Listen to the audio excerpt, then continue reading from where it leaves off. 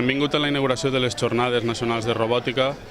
Pensem que és una oportunitat magnífica de veure com avança la tecnologia, per a què serveix la innovació, sobretot en les aplicacions a la vida quotidiana.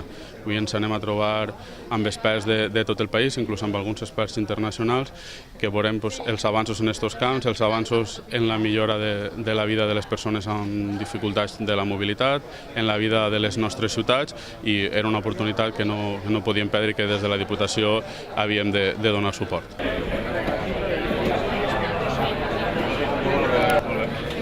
Muy bien, ¿qué eres tu nombre? Sí.